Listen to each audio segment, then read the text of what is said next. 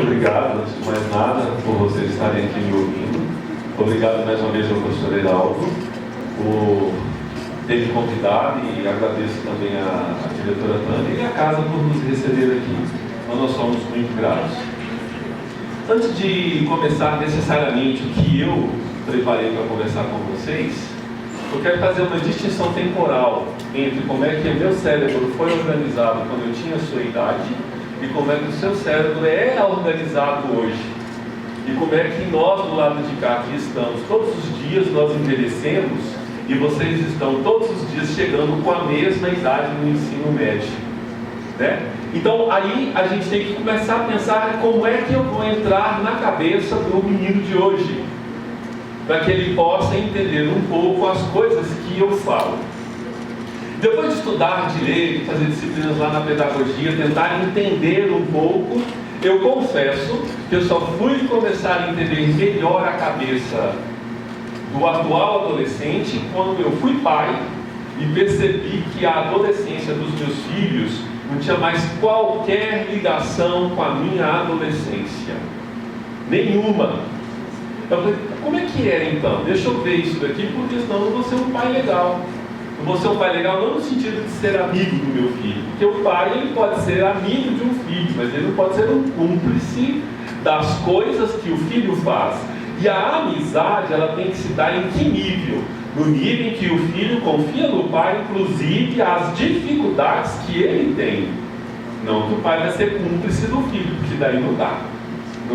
Não dá liga. As relações que se estabelecem neste nível de igualdade, elas são muito cheias de ruído. Por que eu falo isso para vocês? Porque usualmente está à sua frente sempre alguém, um professor, uma orientadora, um diretor, um palestrante, cuja carga de leitura está ligeiramente além da sua. A carga de experiência dele está ligeiramente além da sua. Mas o que se estabelece especialmente na sua idade é a relação inicial. O desconforto é no sentido de que você pode colocar essa distinção do conhecimento e da maturidade no plano do confronto. Se for no plano da inteligência, se for no plano das ideias, não há problema, é super saudável. Mas se for no plano do desafio das autoridades, aí é que se estabelece os ruídos nas relações que se estabelecem entre os seus pais e você, entre você e os seus professores, a sua diretora e o colégio onde você é assistido, no caso aqui o La Salle. Atualmente, todos os alunos que eu tenho percorrido, invariavelmente eles estão com essas tecnologias aqui. Me presta a sua, só um minutinho. Olha só, essa tecnologia aqui é muito legal, isso aqui é um iPhone. Ele é um iPhone, ele é um iPhone, ele é um iPhone. Opa, então ele não é tão somente um aparelho celular. Ele é um smartphone. Opa, se ele é smart, então ele é espertinho. Você consegue utilizar espertamente isso daqui. Muito bem, e aqui então eu quero fazer uma distinção entre dois níveis de alunos. Dois níveis de aluno numa sala de aula. Existe aquele garoto que ele é o que todo mundo pratica bullying com ele, que é aquele moleque que é o nerd. Todos praticam bullying com ele, todos. Mas na hora de colar na prova, é o amiguinho que está do lado e que está na sala e que ele realiza a prova. Ok? Quem é o nerd? O nerd é aquele garoto que tem até uma relativa interação social. Ele está com o outro, ele está numa festa, ele está no ambiente, ele está no trabalho de campo, no Brasil é sustentável, ele escreve, ele compartilha, ok? Mas existe uma outra característica de aluno que eu importei a ideia, não é um conceito, é uma ideia apenas, tá? De uma expressão do inglês, que é o cara que é o geek. Quem é o geek? O nerd, ele consegue utilizar essa tecnologia com habilidade, mas o geek é quase como se ele estivesse com a cabeça dentro do celular, mais ou menos como se fosse aquele filme Matrix. Tem um filme muito interessante que eu recomendo a vocês assistir, a trilogia. Foi um estudo sociológico feito por dois irmãos australianos para começar a compreender como é que essa nova geração está lidando com as novas tecnologias. E ele era um programador. Mas, num dado momento, ele passa a ser também um programa e começa a andar dentro do programa como se fosse um vírus. Esse é o geek. Então, hoje, nós estamos reconhecendo, do ponto de vista sociológico, uma outra categoria de aluno, que é aquele moleque que é o geek. Ele está com a cabeça dentro do livro 100%, ele está com a cabeça dentro da tecnologia 100%. Esse é o que socialmente não se relaciona, a não ser que seja com um outro geek. A não ser que seja com outro geek. Ele não se relaciona com os pais, ele não se relaciona com os professores, não se relaciona com os amiguinhos, ele se relaciona com outro geek. E sabe como é que a gente percebe isso? Quando a gente vai para os jogos mundiais pelas redes sociais. Aí você encontra o geek lá dentro. Aí você está com ele. Ah, rapaz, o cara é muito bom no jogo, ele está dentro do jogo. Isso é o Matrix. Esse é o Matrix. Então eu recomendo que vocês façam uma leitura deste filme que acabei de citar para vocês, do ponto de vista sociológico, para ver como é que você se encaixa dentro de algumas ideias que o filme traz para a gente, ok? Tá certo? Muito bem. Fizemos então uma pequena introdução. Deixa eu falar um pouquinho do Washington. Muito bem. Quando eu conheci o Heraldo, eu já não era mais um professor de geografia. Eu já era um pesquisador pela Universidade de Brasília. Mas eu fui professor de geografia a vida inteira. Foi ali que eu criei meus filhos, de onde eu tirei o meu pão. Eu fui durante 32 anos professor de geografia em 2 colégios que trabalhei. O Colégio JK, quando comecei a minha profissão, há muito tempo atrás, o professor Heraldo não era nascido, nem a professora Cristina. Os dois não eram nascidos. E depois eu trabalhei... Eu espero, né? Se já eram nascidos, eu preciso da receita. Eu quero saber qual é a que vocês estão, para eu chegar assim também. Depois eu trabalhei durante muito pouco tempo no Colégio Sigma. Trabalhei pouquinho tempo lá. Trabalhei 26 anos no Colégio Sigma como coordenador da disciplina de Geografia e como coordenador de projetos. E como coordenador de projetos, nós fizemos 2 projetos. Um de simulação de fóruns internacionais, que lá no Sigma nós chamamos de Sigma Mundi, mas no NV a gente deu outro nome. Lá em Viena a gente chama de Via International Model. Lá em Harvard nós chamamos de H1 Harvard Model of United Nations, que são projetos de simulação de fóruns internacionais. E dentro dessa temática tinha um tema que agradava muito a mim, que era a questão ambiental e a questão da geografia política. Dentro da questão ambiental, nós brotamos um projeto que chamava-se, naquela época, Projeto Cerrado, que tem as características muito parecidas com o projeto que o professor Heraldo e a professora Cristina desenvolvem aqui com vocês, que é Brasília Sustentável. Já dá um bom título de um mestrado. Muito bem. Baseado nos estudos de campo que eu fiz com meus alunos de ensino médio, eu encaminhei um projeto de mestrado na Universidade de Brasília, que virou então objeto de pesquisa, que deu origem a este livro. Distrito Federal, Paisagem, População e Poder. O título do livro é porque no momento em que eu estava fazendo o meu mestrado, eu tinha vindo de uma especialização na USP com o professor Vanderlei Messias, na área de Geografia Política, antes de ele se aposentar. Então eu estava com a cabeça muito focada ainda nas questões de territorialidade, Estado e poder. Como a cidade de Brasília ela é a capital, sede de Estado atualmente, então eu resolvi colocar Distrito Federal, Paisagem, População e Poder. Muito bem. Fiz a pesquisa do mestrado e a pesquisa do mestrado deu origem a esse livro. Toda a parte ambiental que tem no livro, toda a parte está publicada no meu mestrado. Toda ela. Então você pode tranquilamente achar a pesquisa mais aprofundada na BCE da UNB. Você pode colocar o meu nome completo, Washington Cândido de Oliveira, né? Ou então você pode colocar o título da redação do mestrado, que é Geografia como Instrumento para Educação Ambiental. Então, tudo que eu tenho lá está muito ligado ao trabalho que o Heraldo faz e realiza aqui com vocês.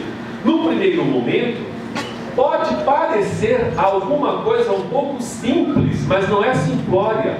Porque quando a gente vai estudar a metodologia que o professor Heraldo e a professora Cristina estabelecem para levar vocês para o campo, esse é o que é um grande projeto para um mestrado ou para um doutorado. É a metodologia que eles estão desenvolvendo.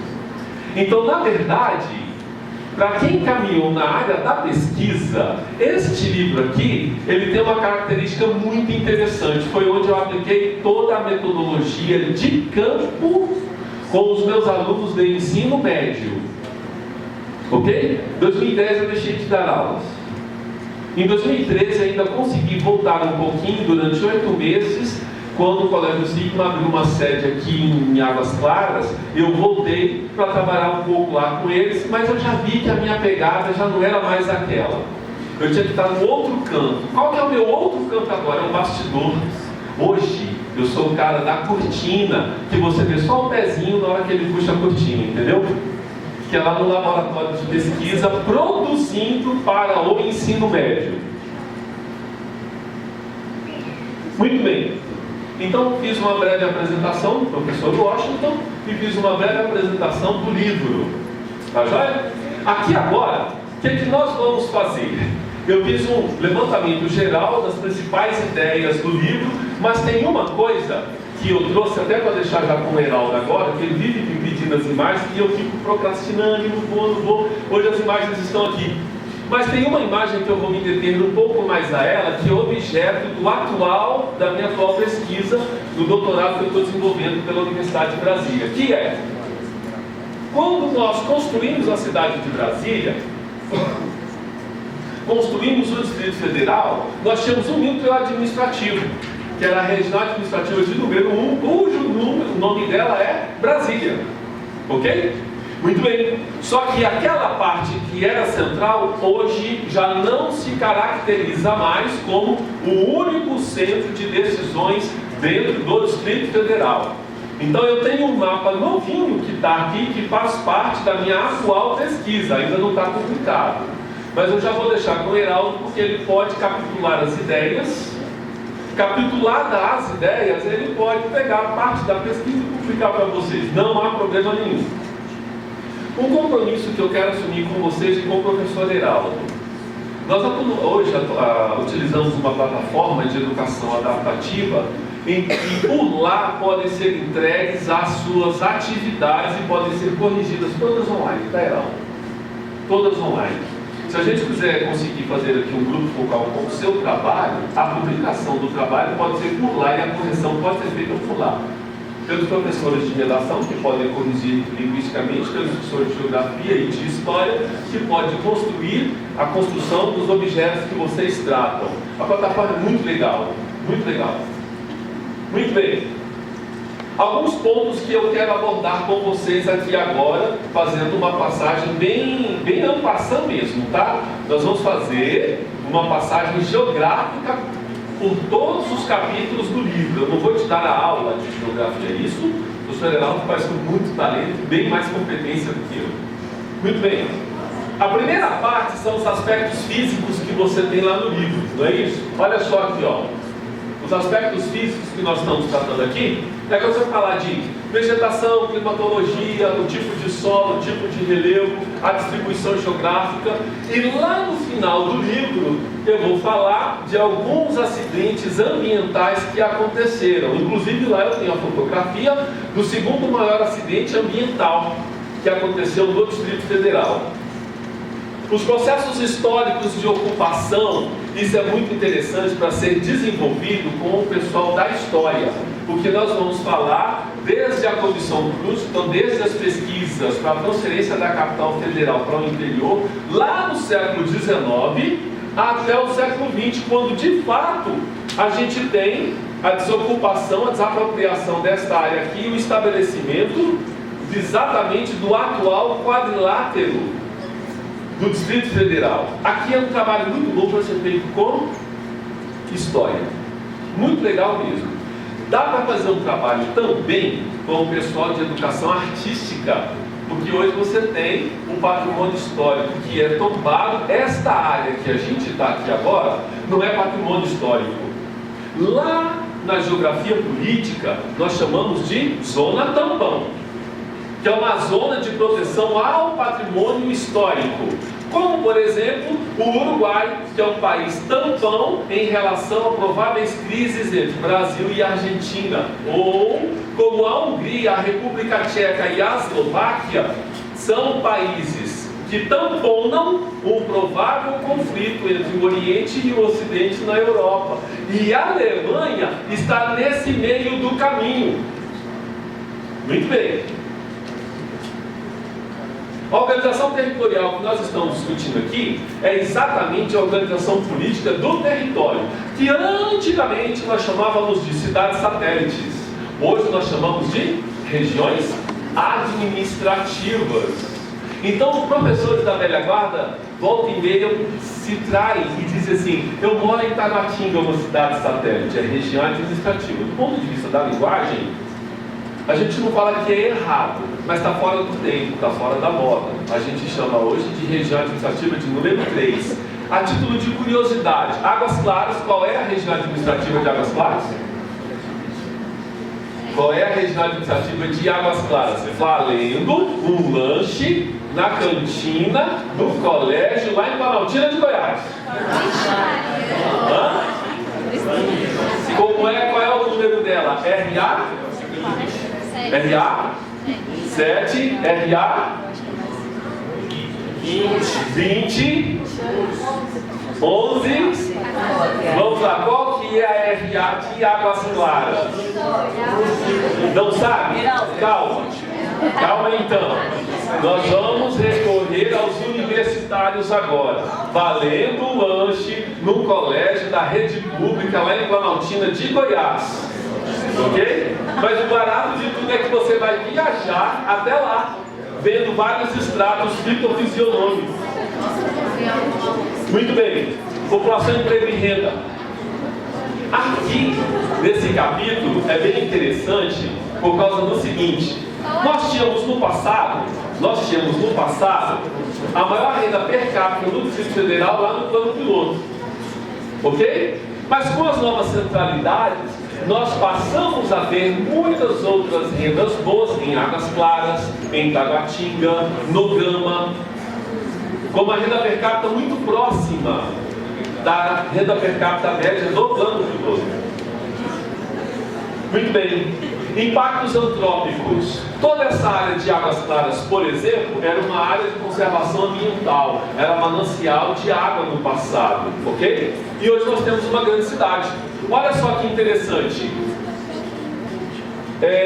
Durante os anos 90, a segunda metade e a primeira década do século XX, Águas Claras foi o maior canteiro de obras da América Latina. E isso é um impacto antrópico. Isso é o impacto antrópico, a ação humana sobre o bioma do Cerrado. Então nós tivemos uma descaracterização da paisagem. Isso é que eu acho que vale a pena a gente falar. Quando a gente fala de bioma cerrado, nós tínhamos aqui então uma fitofisionomia do cerrado. E hoje nós temos uma paisagem de concreto, de prédios, ok? Sem lugar para pedestres. Então nós estamos falando de um impacto antrópico sobre a antiga área de conservação ambiental. Vicente Pires era também uma área de conservação ambiental. Atualmente é uma área de ocupação humana, portanto, ação antrópica. Aqui eu coloquei alguns pontos básicos da primeira parte do livro de geografia, ok? Vamos repassar aqui comigo, olha só aqui, ó. Formação vegetal, geografia, tipologia e fauna. É exatamente esta a sequência que está aqui. Do ponto de vista cartográfico, então lá no primeiro ano, quando você vai estudar as noções de escala, por exemplo, para a leitura de um mapa, é importante você saber a localização. Aqui cabe uma aula muito legal de cartografia, muito legal mesmo, tá? Muito bem.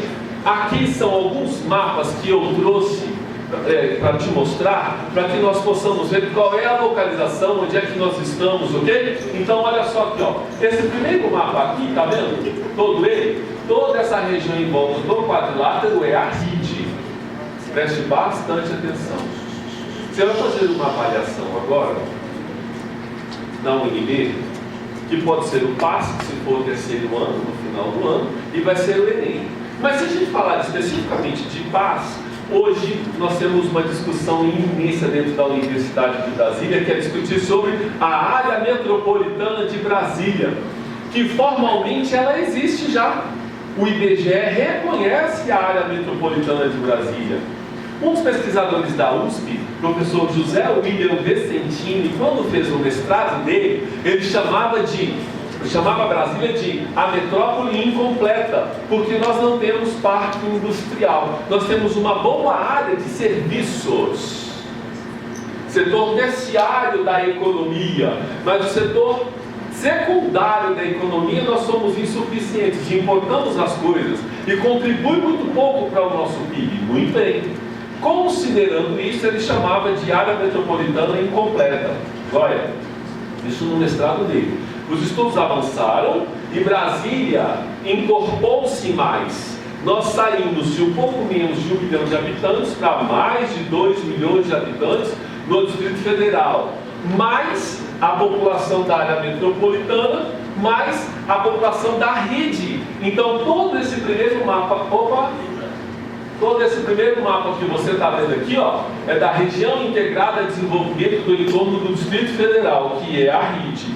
A área metropolitana está dentro dela aqui, ok?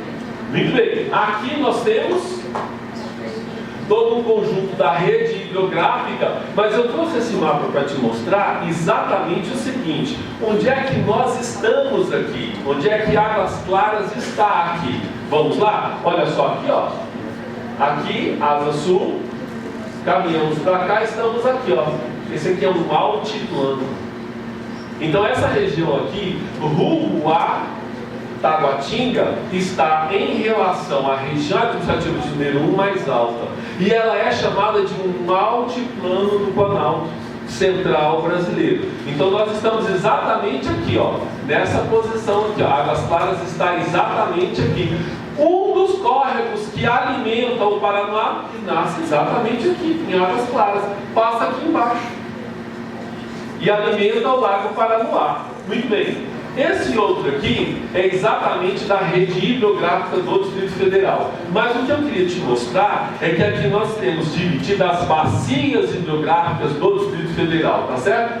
Aqui estão todas as bacias hidrográficas. Atualmente, a bacia hidrográfica de maior impacto ambiental, de maior ação antrópica, é essa aqui, ó, que é a bacia do Rio Paranoá. Toda essa daqui. Ok? Uma outra que nós temos também com muita ação antrópica é essa daqui. Por que eu estou te falando disso? Porque aí você vai ter que ter claro o seguinte: a ocupação humana no Distrito Federal se dá em qual direção? Está claro para você essa minha pergunta? Porque daí eu vou te mostrar os dois últimos mapas lá na frente para verificar onde é que está se dando a ocupação do atual território do Distrito Federal, que é parte da minha atual pesquisa de doutorado. E aqui, ó, toda essa região que você está vendo aqui verdinha, ela é o Parque Nacional. Comumente nós conhecemos como águas emendadas. Desculpe, águas emendadas não. Água mineral. Água mineral. Onde você pode ir lá alguma parte, tomar banho, tem piscina, tem restaurante, ok? Mas tem uma outra parte que é, toda essa parte aqui, ó, é a área de preservação fitogeográfica para estudos pela universidade. E aqui nós temos um grande problema, porque o Parque Nacional, ele é de administração federal. Então, não dá para surgir condomínio por força dos agentes políticos locais, porque somente o Congresso poderia aprovar o projeto de urbanização desta área aqui. Ora, professor Washington, mas nós temos algumas casas já ocupando a região, irregularmente, temos sim. E tem uma que já está institucionalizada. Quando a gente pega a EPIA, quando nós pegamos a EPIA, Carrefour Sul, Carrefour Norte, rumo a Sobradinho, do lado esquerdo, nós já temos uma ocupação dentro da área do Parque Nacional, institucionalizada pelo Distrito Federal, mas não aprovada pelo Congresso Nacional. Então, esse é um grande problema territorial dentro do Distrito Federal. Por que é um grande problema? Só para você entender a política disso. O IPAM, ele é um instituto histórico que regulamenta e regula a proteção do patrimônio histórico, ok? A AGFIS é o órgão que fiscaliza, só que nós temos o IPAM, Seção do Distrito Federal, e a AGFIS, Distrito Federal, e o Parque Nacional, ele é de administração federal. O IPAM distrital, a AGFIS distrital. Então, a AGFIS não tem a autonomia de fiscalizar a construção de obras dentro de uma área de administração federal. Você entendeu o grande problema ambiental que nós estamos gerando, então, no Parque Nacional? Vamos mais um passo aqui agora. Os precursores da mudança da capital. Então, nós vamos lá para o ano de 1823, quando já estava sendo discutido dentro do Brasil Império a transferência da capital para o interior do país. Muito bem. Urbanismo modernista. Aqui é que eu falei para vocês que vale muito a pena trabalhar com os professores de educação artística, porque aqui nós vamos falar de estética modernista. Então, dentro dessa ideia, eu quero te dar um dado que vai ser publicado agora na pesquisa. Olha que interessante. O Distrito Federal, dentro do Distrito Federal, nós temos o patrimônio histórico. Toda a região administrativa de número 1, ela foi tombada como patrimônio histórico. Então, olha que interessante. É o mais novo patrimônio histórico do globo terrestre, porque todos os outros patrimônios históricos são bem mais velhos que o plano piloto, a região administrativa de número 1. E eu vou te dar um bom exemplo. A cidade de Dresden, ela tem pelo menos 200 anos de história. A cidade de Colônia, na Alemanha, ela é mais velha do que o Brasil, e é patrimônio histórico. Nós temos uma cidade com pouco mais de 50 anos, que já foi toda ela tombada como patrimônio histórico. Toda ela. Quando nós vamos a Ouro Preto, o centro histórico de Ouro Preto, que é o patrimônio histórico, que lá na Europa nós chamamos de downtown, a cidade velha, a parte velha da cidade. E toda a região administrativa de número 1 é patrimônio histórico. O IPAM argumenta que não tem condições de fiscalizar o patrimônio histórico com a dimensão que ele tem. Falta humanos para trabalhar na região. Muito bem. A área ela é fiscalizada por satélites. Quando o satélite identifica uma construção irregular, aí é que entra em ação o IPAM e a AGFIS, tá? Muito bem. Dentro da área de historicidade que nós estávamos discutindo, esse mapa é bem importante. Olha só aqui, ó. Esse foi o tamanho da área delimitada inicialmente, ó, para o estudo do tombamento, tá certo? Esse interno aqui, ó, esse daqui que você está vendo, ó, dentro dele nós temos 3 sítios: o Castanho, e toda essa região que você está vendo aqui é onde foi tombado, onde foi construído o Distrito Federal. Esse vermelhinho que você está vendo aqui, ó. Aqui eu construí esse mapa para te mostrar a centralidade do Distrito Federal.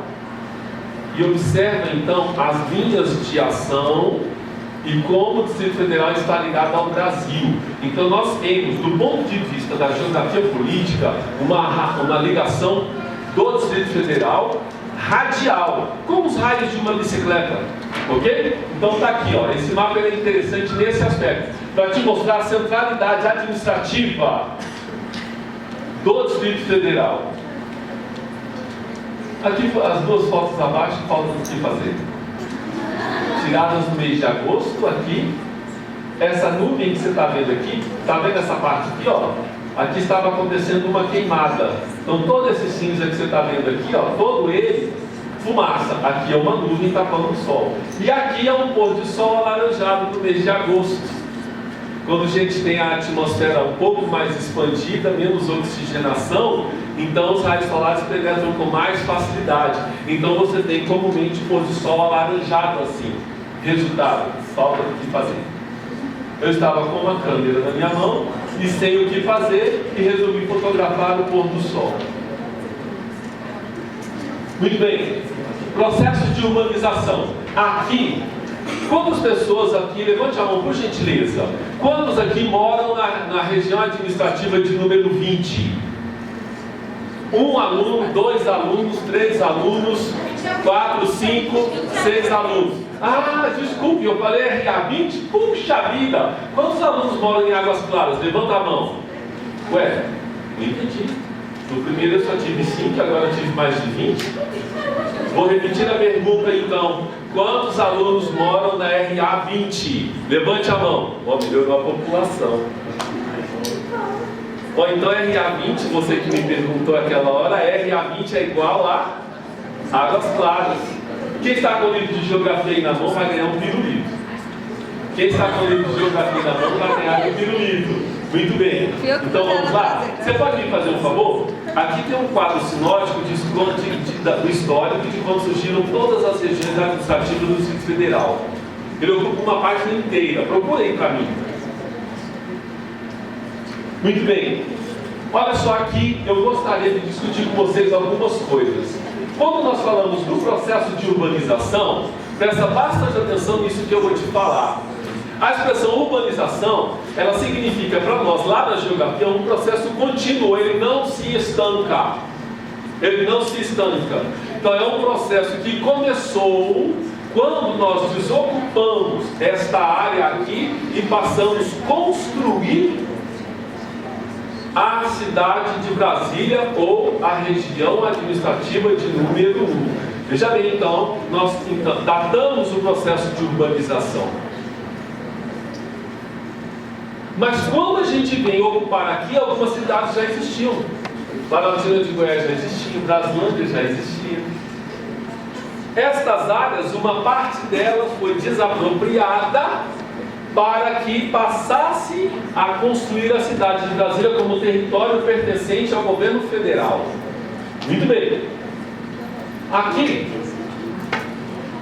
organização do espaço ainda administrativo. Quando nós falamos de processo de urbanização, junto com isso daí, a gente tem aumento populacional. Aumento populacional e, ao mesmo tempo, verticalização. Ok? Muito bem. Esses dois elementos juntos, então o que é que eu tenho? O espraiamento da cidade, as antigas cidades satélites, e junto com isso daí eu tenho a verticalização da cidade. Quando isso passa a acontecer no Distrito Federal, alguns sintomas do que em geografia nós chamamos de inchaço urbano passa a ser visível, como por exemplo, as ruas muito cheias, congestionamentos, hospitais públicos muito cheios, hospitais particulares muito cheios. Ou seja, nós temos uma condição de prestação de serviço utilizado por uma população que era para ter no máximo 500 mil de habitantes, para uma população com mais de 2 milhões de habitantes. E ainda temos um outro problema: a população que diariamente flutua. O que é a população que flutua? A que migra, vem trabalhar e volta. Queridos alunos, esta população já passa atualmente de 1 milhão de habitantes. Então olha que interessante, no Distrito Federal residentes, nós temos pouco mais de 2 milhões de habitantes. E migrando diariamente para usufruir dos serviços que tem aqui, 1 milhão de habitantes. Um pouco mais de 1 milhão de habitantes migra da RID, migra da área metropolitana para o interior do Distrito Federal, utilizar serviços que nós oferecemos aqui. Ora, então, fora a população que já mora verticalmente no Guará, Águas Claras, Taguatinga, Ceilândia, Samambaia, Gama, onde nós já encontramos prédios com gabaritos de 20, 25 andares, essa é a parte vertical. Quando todos vão para o mesmo horizonte, aí a gente percebe, opa, tem problema de circulação na cidade. Ela padece de circulação. Como? Qual é o padecimento? 72 mil pessoas usam diariamente o metrô, que é um tronco central. 72 mil pessoas usam indo, 72 mil pessoas usam voltando, somando um total diário de 144 mil pessoas. O metrô não dá conta. Ele também é congestionado. Quando eu vou para as principais avenidas, EPTG, a Épia, ela também não dá conta da vazão. Quando eu vou para a estrutural, que vai para as línguas, ela também não dá conta da vazão. Quando eu pego a Épia, que vai para a rodovia 020, que ele vai para Sobradinho, Planaltina, Formosa, ela também não dá conta da vazão. Porque eu tenho 1 milhão de pessoas migrando para cá hoje e 1 milhão de pessoas voltando. Que a gente chamava, nós chamamos em geografia de movimento pendular ou movimento diário. Só que antigamente, há 20 anos atrás, 30 anos atrás, nós falávamos que havia um movimento pendular diário de Taguatinga para o plano piloto. Hoje nós falamos de um movimento pendular diário que está distante de nós um raio de 70 a 78 quilômetros de distância. Então eu tenho população que está lá em Lusiânia ou após Lusiânia e que migra para cá, para estudar. Eu tenho população que está lá em Planaltina ou lá em Formosa e que migra para cá para trabalhar. Eu tenho população que está em Alexânia, Abadiânia, que está em Anápolis, 110 quilômetros daqui e que migra para cá para trabalhar. Ora, então eu tenho uma média de 70 a 78 quilômetros num raio. Criamos então um perímetro em que a população diariamente migra para o Distrito Federal e volta. População um pouco mais distante, como por exemplo Paracatu, Unai e João Pinheiro, estes vêm para cá e ficam durante a semana trabalhando e voltam no final de semana. Olha um tipo especial de movimento migratório que nós diagnosticamos, que no passado não existia e que hoje existe. Unai, Paracatu e João Pinheiro, por exemplo, essa população que assiste Brasília, é assistida pelo Distrito Federal de um modo geral, eles vêm para cá, ficam durante a semana. Lá na Universidade de Brasília temos muitos alunos. Nos colégios particulares do Distrito Federal, temos muitos alunos que utilizam, acessam esse serviço, fica durante a semana e no final de semana volta para casa dos seus pais. Hoje, nós atraímos população de Barreiras, na Bahia, que vem para cá estudar. Então, aquele primeiro mapa que eu te mostrei lá atrás, que mostra a centralidade do Distrito Federal, está cada vez mais sendo reforçado pela história da construção no Distrito Federal. Por isso que nós dizemos para o aluno o seguinte: o processo de urbanização, ele é um processo que não cessa. Ele é um processo que não cessa. Muito bem. Nós tínhamos no passado Brasília, aí a próxima mancha urbana, Alexânia. Quando nós viajamos hoje de Brasília para Alexânia, a gente já verifica várias manchas de pequenos vilarejos ou condomínios isolados. Olha que interessante. E nesse caminho começou a surgir pontos turísticos que atraem a população. O professor Fernando Sobrinho, coordenador da pós-graduação de Geografia na Universidade de Brasília, ele tem um mapa bem interessante. Ele mostra como é que a Alessânia passa a atrair população quando instala lá um outlet, por exemplo. Nós temos agora um bar que é famosíssimo, chamado Rota 60. A Rota 60 é um lugar onde durante a semana os playboys de Brasília, os playboys lá de Goiânia, todos vão para lá bater papo, conversar, fazer qualquer coisa. Qualquer coisa. Então olha só, o que antigamente parecia ser uma viagem Brasília-Goiânia, hoje é um movimento que nós fazemos de ida e de volta sem dizermos que estamos viajando. Vamos lá em Goiânia, resolvemos algum problema, voltamos de Goiânia. Vamos lá, damos aula, pegamos um voo aqui a R$30 até Goiânia, vamos de carro dividindo combustível, voltamos de carro de lá para cá, a mesma coisa Anápolis, igualzinho, muito bom. Vamos dar mais um passo aqui. Então olha só, além do que nós acabamos de criar na sua cabeça, um mapa mental, e esse mapa mental mostra para você como é que se dá a urbanização do Distrito Federal e o seu entorno, que é a RID e a área metropolitana, e eu também fiz um desenho para você de como é que está espacialmente organizado isso daí. Vamos caminhar mais um pouquinho. Esse aqui, ó. Esse aqui é um mapa bem interessante. Eixo de expansão territorial do Distrito Federal, tá certo? Eixo de expansão territorial do Distrito Federal. Queridos alunos, agora eu já entro numa fase de conclusão da nossa conversa, tá bom? Deve demorar mais uns 10, 15 minutos ainda de um bate-papo com vocês. Então tá aqui, olha só. Tá vendo esse verde aqui? Isso aqui é uma rodovia que passa por Formosa e liga o Distrito Federal ao Nordeste. Aqui onde ela passa, ó. Como é que é o nome daquela rodovia? Você chama como aquela rodovia que passa no Carrefour Sul? À frente do Carrefour Sul, Parque Shopping, ali na rodoviária, na nova rodoviária. Como é que é o nome dela? Ébria. Ela é uma rodovia federal. Sabia disso? Olha só. Aqui eu vou para o Nordeste. E aqui, ó, eu vou para Lusiânia, indo para o Sudeste. E lá em Cristalina, eu divido. Ou eu vou para o Rio de Janeiro e o Espírito Santo, ou eu vou para São Paulo. Ou eu vou para São Paulo.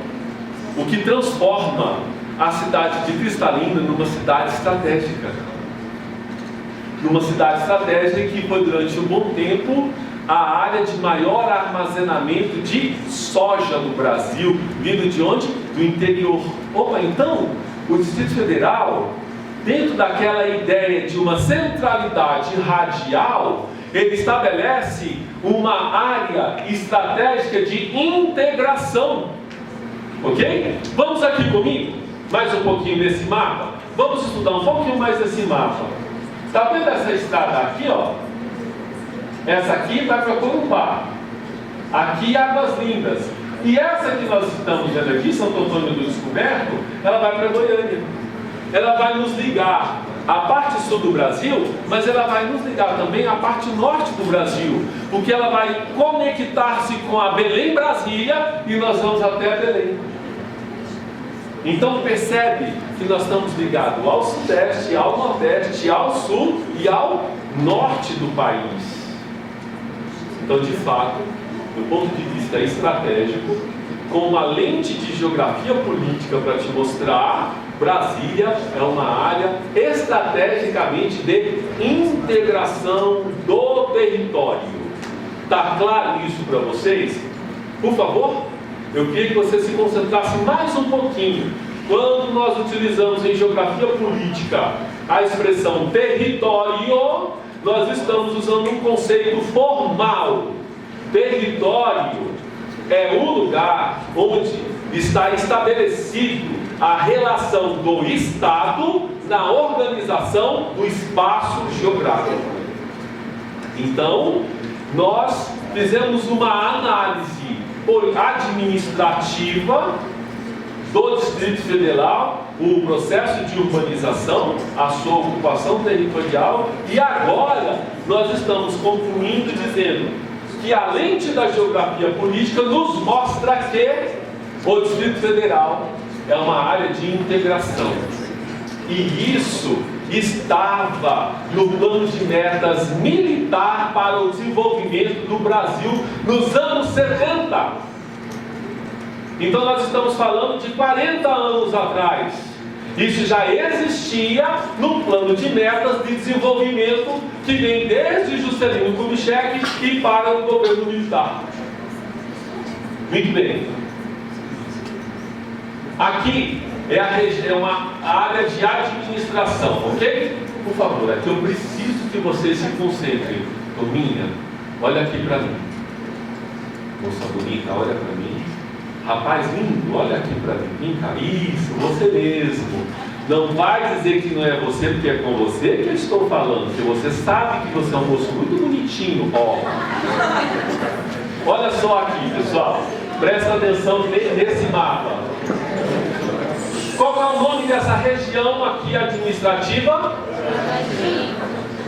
Taguatinga. Ela é a de número 3. Cadê Águas Claras? Não tem. Não tem.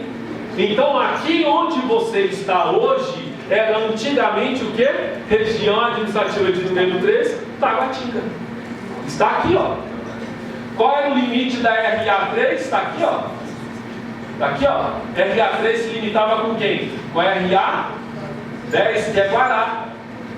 Opa, espera lá. Nós temos um outro problema no Guará, não temos não? Nós não temos outro problema no Guará? Qual é o outro problema no Guará? Olha só. Na região administrativa de número 10, aqui surge a região administrativa do CIA. E aqui surge Vicente Pires. E nessa região aqui, ó, surge o quê? Águas Claras. Águas Claras. Queridos, por favor, preste atenção. Sempre que nós nos referimos a Águas Claras, nós estamos nos referindo ao quê?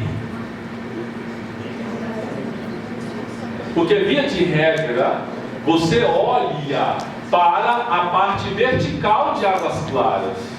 Já pensou no areal? Já pensou na Arniqueiras?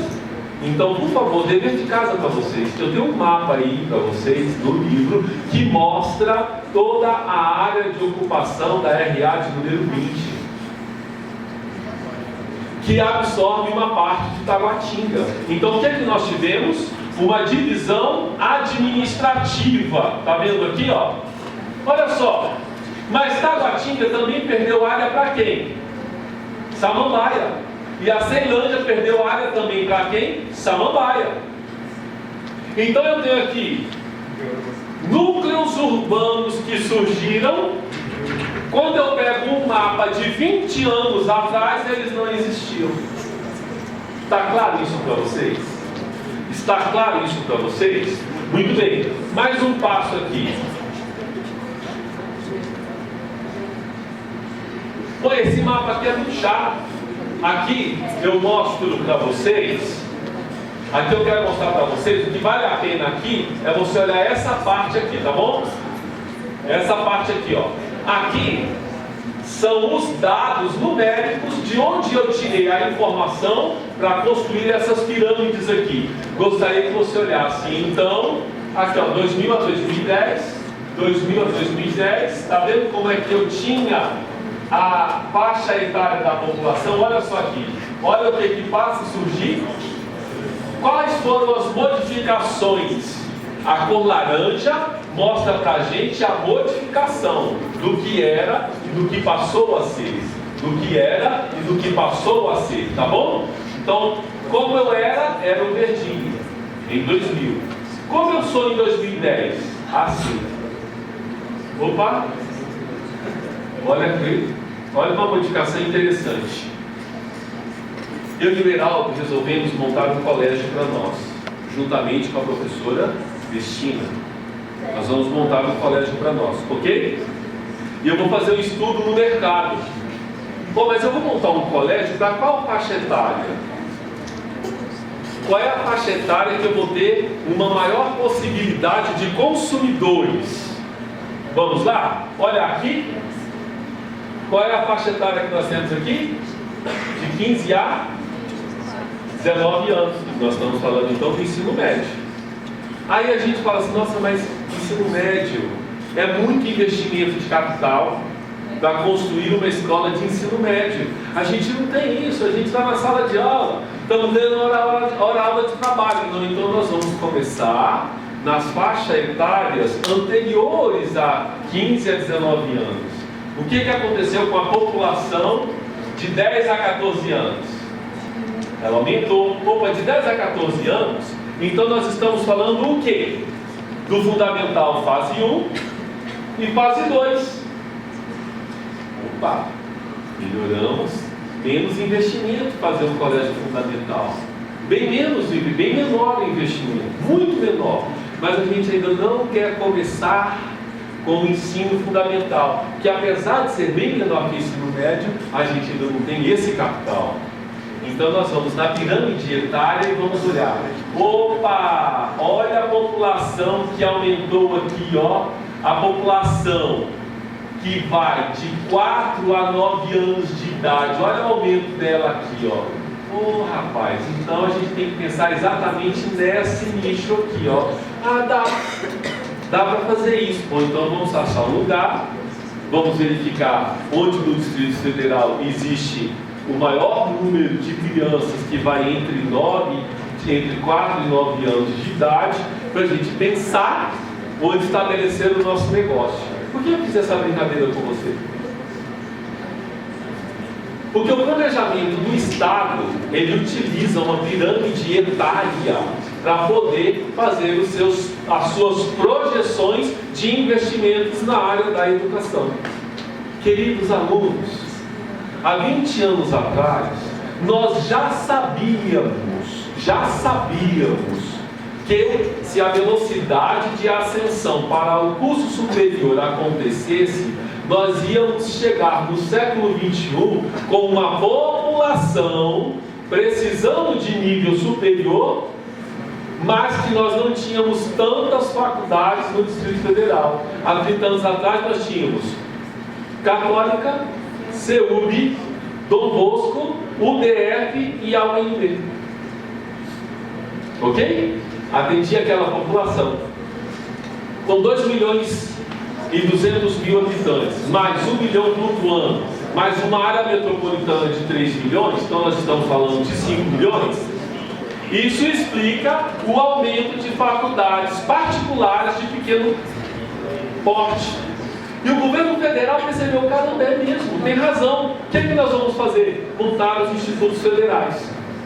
Os institutos federais têm que função? Formar tecnólogo. É aquele estudante que não está indo para a universidade fazer uma graduação nível de licenciatura e bacharelado, mas que precisa estar no mercado superior credenciado com curso superior. Então, o que passa a existir? Os cursos de tecnólogos. Os institutos federais fazem isso. As faculdades particulares, elas fazem isso.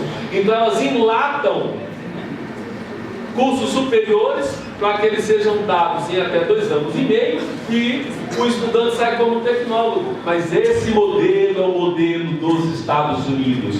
É de lá que nós importamos essa ideia de criar cursos tecnólogos para esvaziar as universidades particulares ou federais. Porque o Estado já falou, não damos conta. A velocidade de crescimento populacional somado com a ascensão ao estudo, nós não damos conta. Então temos que passar isso para a iniciativa privada. E o governo federal cria os institutos para que ele possa ter uma característica de universidade, mas não de cunho pesquisador. É uma autarquia, mas que não é pesquisadora. Então é muito interessante a distinção. O professor universitário ele tem que publicar, produzir muito no âmbito da pesquisa. O professor do Instituto Federal não precisa fazer a pesquisa. Ele não precisa publicar. Não há essa exigência no Instituto Federal. Então, no Instituto Federal, ele toma responsabilidade, tecnólogos e algumas faculdades particulares. Isso explica um monstro brasileiro chamado Anhanguera. Isso explica um monstro brasileiro chamado UNIP, que entendeu isso numa análise de uma pirâmide demográfica e falou: então é por aqui que eu vou. A Unip, ela sai do objetivo do ensino médio e passa a investir nas universidades. Todas as escolas de ensino médio do antigo objetivo viraram a Universidade Paulista. E agora, o objetivo está fornecendo bandeira apenas para o ensino fundamental, fase 1 e 2. Acabou de abrir uma senhora, claro, você sabia disso? Fundamental, fase 1 e 2. Acabou de abrir um objetivo aqui em Águas Claras que atende essa demanda. Ok? Muito bem. Então nós estamos na explicação de dois grandes monstros na área educacional. Joia? Esses dois juntos reúnem a maior população universitária do Brasil. A Anguera e a UNIP. Seja em cursos de licenciatura ou bacharelado, seja em cursos de tecnólogos. Partindo de um estudo de uma pirâmide etária, nós chegamos numa análise econômica, uma análise estrutural. Então, toda vez que nós falamos de planejamento econômico, uma pirâmide etária, uma pirâmide de idades, tem que estar à mesa do planejador, senão ele vai errar. Ele vai errar na produção agrícola, ele vai errar na produção de alimentos para o abastecimento. Como nós somos mananciais de águas para a produção de energia elétrica. O Estado já sabia, a USP já tinha apresentado, os hidrólogos de Santa Catarina já tinham dito: em 25 anos nós não teremos eletricidade para a expansão econômica do Brasil. E estamos aí. Mas esse estudo foi feito há 25 anos atrás. 25 anos atrás nós estamos falando de quem? De quem? De quem? Quem que era o presidente do Brasil há 25 anos atrás? Vamos voltar? Dilma, 5 anos. Lula, Dilma, 4 anos. Lula, 8. Então nós estamos falando de 12. Fernando Henrique Cardoso, mais 8 anos. Nós estamos falando de 20 anos. Então nós chegamos a quem? Fernando Collor de Mello tinha um estudo na mesa dele em que ele já sabia que em 25 anos faltaria energia elétrica para o Brasil. Fernando Collor de Mello, atual senador da República. Ok? Não, essa parte daí fica para os professores. Mas de fato, na Odebrecht, ele está na conta do cara que mais recebeu grana. Foi ele, em campanha política. Nem precisava levar aquela moça dizendo que era mãe de um filho do Lula. Ele já tinha campanha nas mãos, sabia? Ele já tinha campanha nas mãos. Ele não precisava, mas aí já é conversando entre professores. Fernando Collor já tinha a eleição garantida, não precisava ter levado uma moça do interior de Pernambuco para dizer que ela era mãe de um filho do Lula. Que todo nordestino é pai de alguém que ele nunca viu. Ele vai lá temporariamente, depois vem para São Paulo, depois ele vem, depois ele vai. E agora ele está com 10 meninos lá e não sabe de quem é. Isso é normal. Isso é normal, mas para o presidente da República não pode, é moral e tal.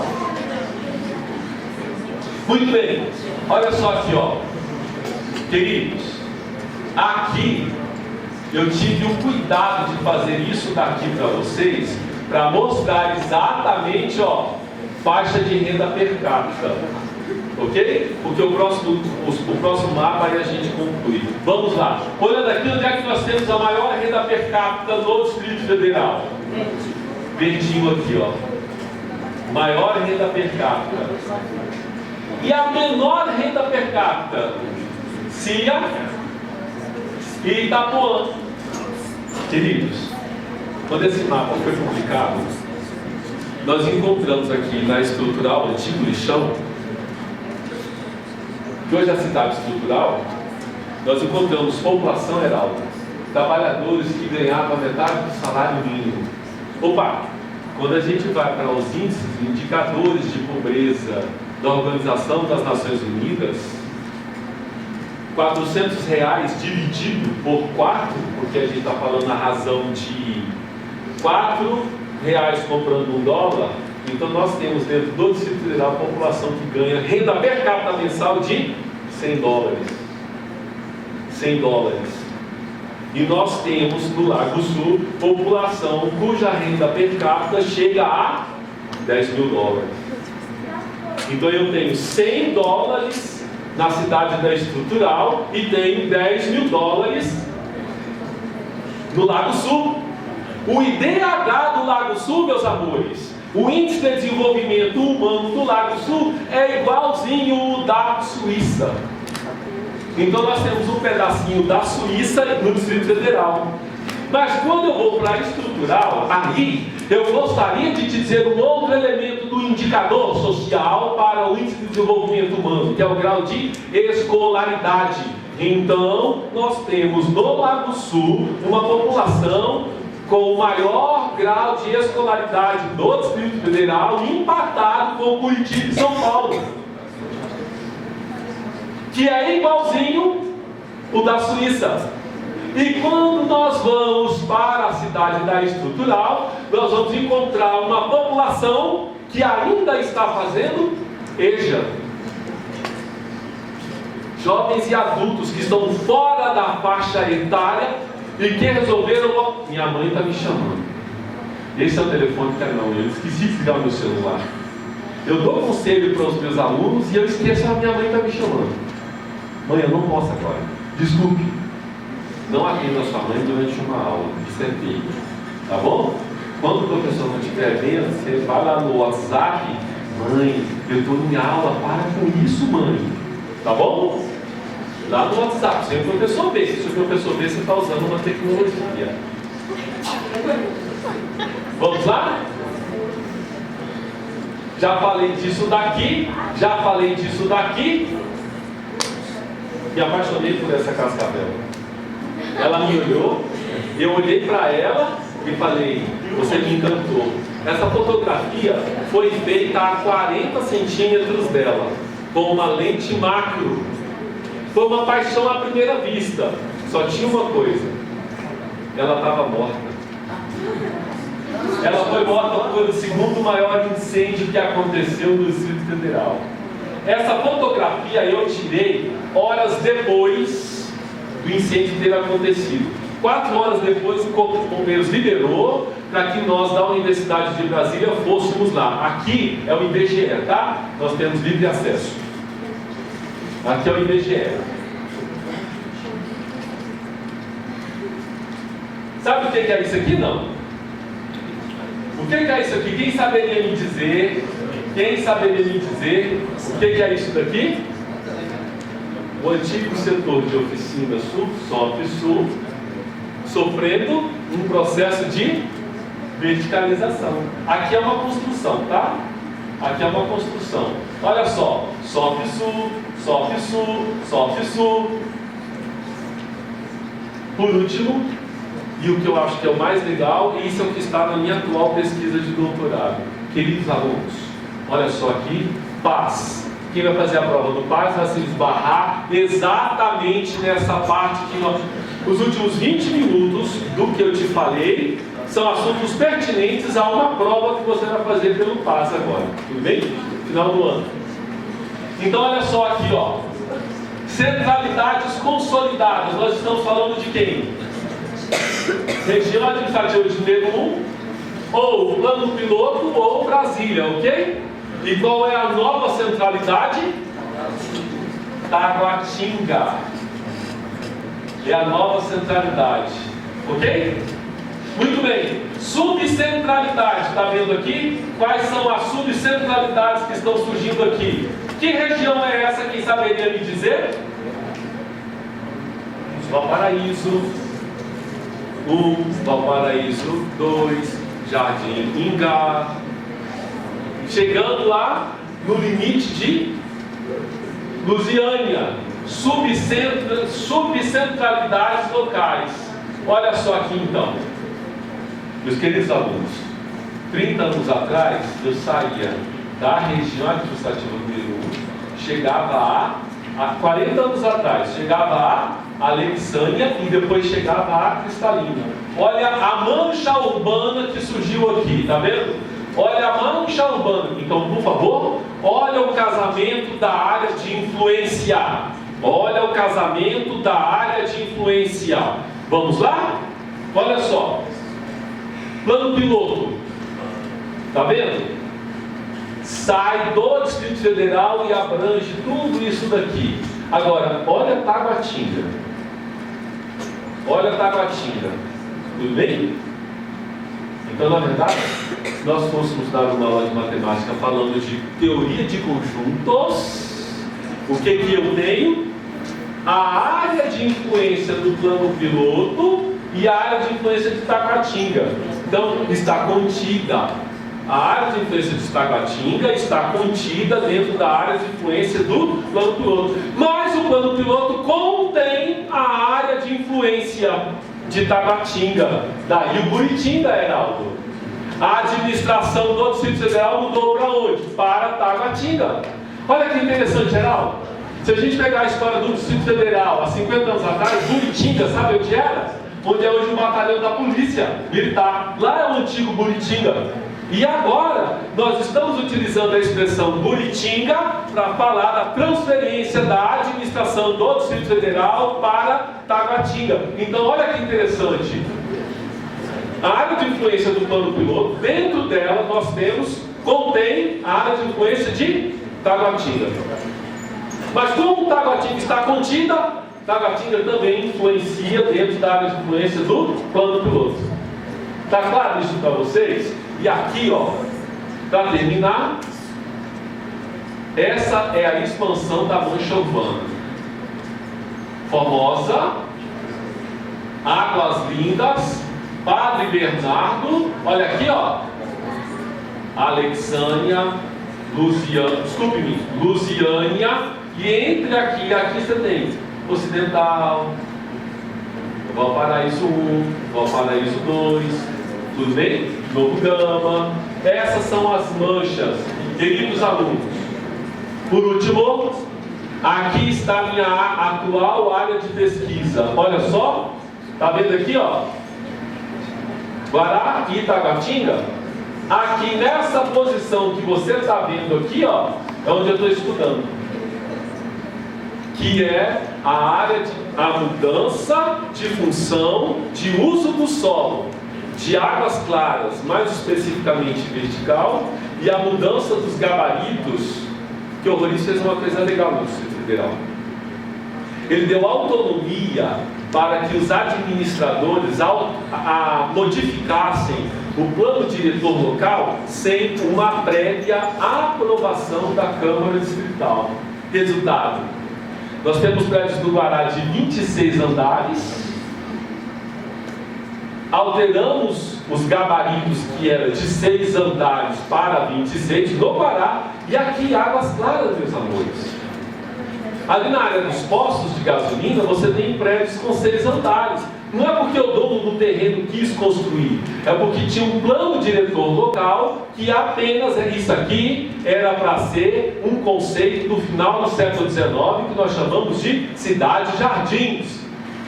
Um conceito utilizado por um arquiteto francês chamado Le Corbusier. Águas Claras, Heraldo, era para ser uma cidade-jardins. O plano diretor local sendo alterado pelo administrador, por pressão dos agentes políticos, altera o gabarito. Então nós temos prédios hoje em Águas Claras com 35 andares. No Guará com 26 andares. Porque o plano diretor local foi modificado pela administração do local sem a prévia autorização da Câmara Distrital. E aí o IFAM fica sem força política, porque o IFAM é um órgão federal que utiliza a AGFIS como órgão distrital para fiscalizar a construção de prédios, alvará de construção. Habilite-se para uma construção e o alvará para um negócio. Muito bem. O que acontece? A GFIS perde a força política dela quando o diretor local altera o gabarito de 6 para 35. Altera o gabarito de 6 para 26. E isso é o que eu estou pesquisando atualmente na universidade com o meu doutorado. Então, aquele mapa anterior, esse mapa aqui, Heraldo, ele é recentíssimo, tá? Esse mapa aqui é recentíssimo também. E essas são as imagens que você tinha me pedido, eu trouxe, estava na sua máquina. Tá bom?